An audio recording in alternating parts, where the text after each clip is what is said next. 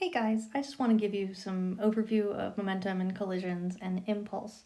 Some of this might be review, obviously, from stuff that was in docs stuff or stuff that we talked about today, but I just sort of wanted it all in one place so you get a chance to look. All right. Linear momentum is what we're talking about right now.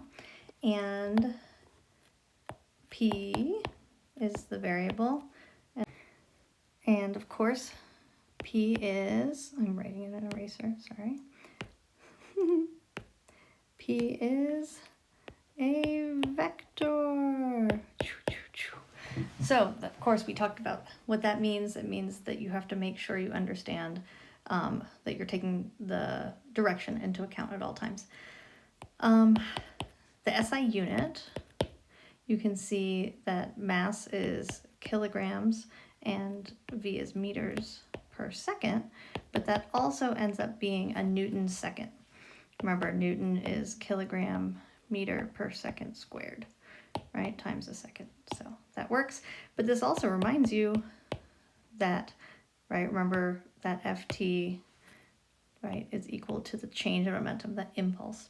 So either one of these is a fine unit. There's no nicer way of writing either of them. There's no like fancy new name. Okay.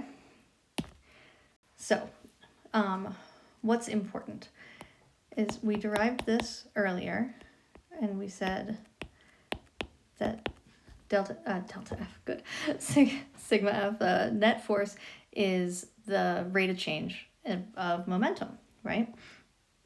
And if you actually look at that and you use the product rule, it's m dv dt plus v dm dt.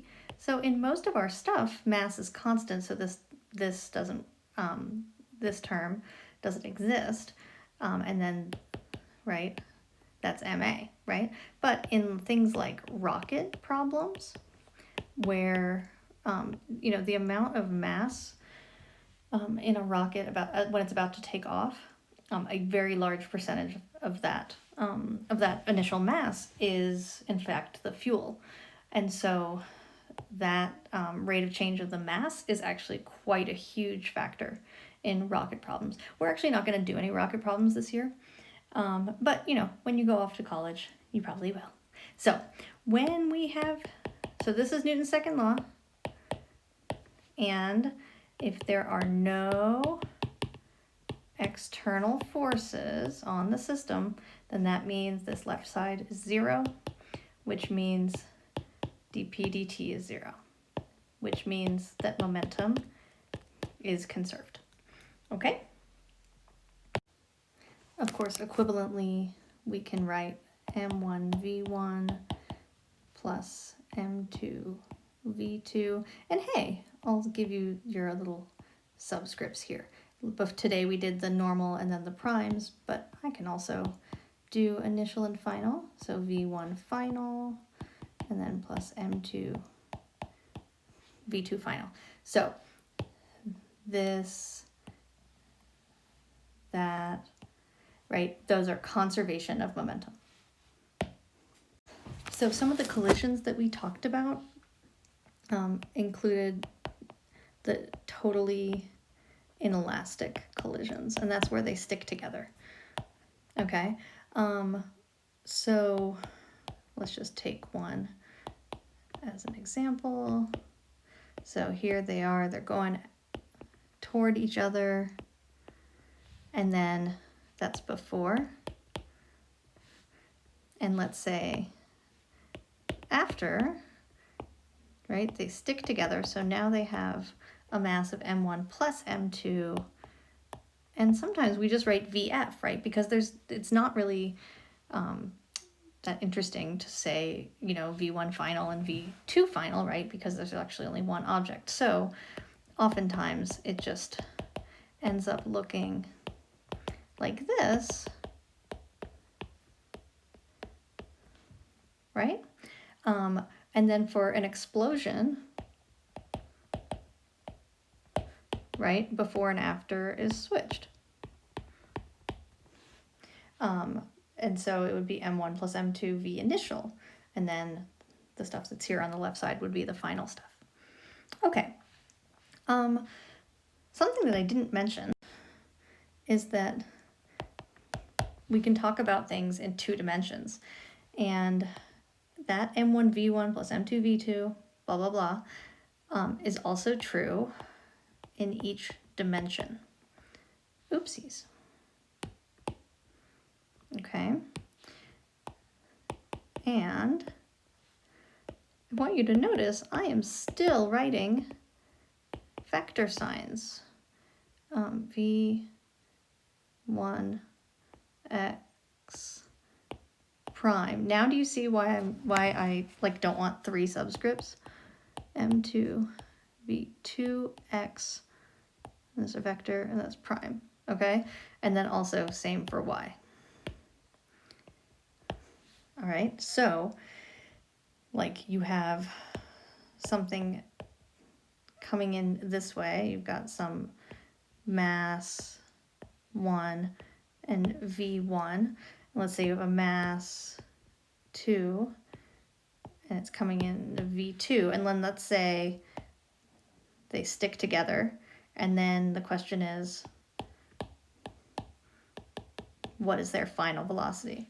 Well, the trick, let me get some new colors here, is you would want to break these up,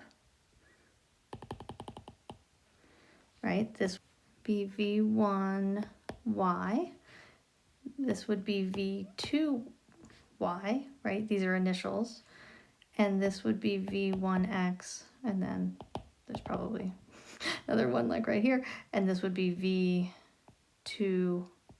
V2x, right? And VF, you know, maybe it's actually, you know, like that, and it has some components too, VFX and VFY. I'm sorry that this is so messy, but I think you get where I'm going here, okay? But remember, even this equation has vector symbols, so V1y and V2y, right, are in opposite directions. V1x and V2x are in the same direction, so that all matters, okay?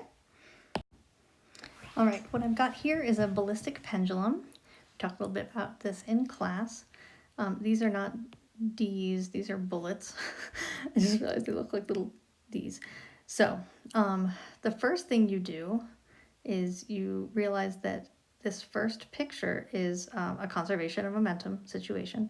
So the initial is the little m of the bullet times the v naught of the bullet. This guy starts at rest, so that's 0. And then afterwards, they both move together with some, I don't know, call it v final. Or let's not call it v final, because we're about to go into sort of an interesting situation where this is going to be a new initial situation, right? So you could call this, oopsies, I'm writing with an eraser. Maybe let's call it V2, because what's about to happen, right? This thing's coming off with V2 with the bullet in it. Sorry that the box just got smaller.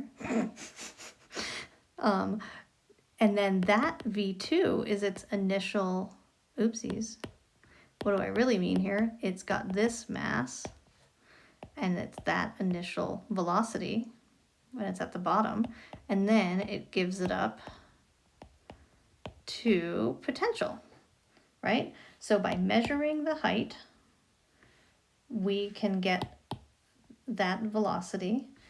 That velocity's in there, and then we can get the velocity of the bullet. So that is how ballistic pendulums work. The last thing I wanted to talk about in this video about collisions is elastic collisions, and that's where the kinetic energy is conserved. So what that means is we have these 2 equations, and I'm back to using my primes because it's hard to stop. And then what we have now, which is also true, is this. v1 prime squared plus 1/2 m2 v2 prime squared. So this is, it's quite messy when you actually do this, but a very cool fact happens. And it is the following, that the relative velocities, v2 minus v1, is equal to opposite of the relative velocities here. This is like literally just sort of a miracle occurs, and then this. So it's a fun fact, but again, you're not going to have to know that. But I think I want to stop here on collisions.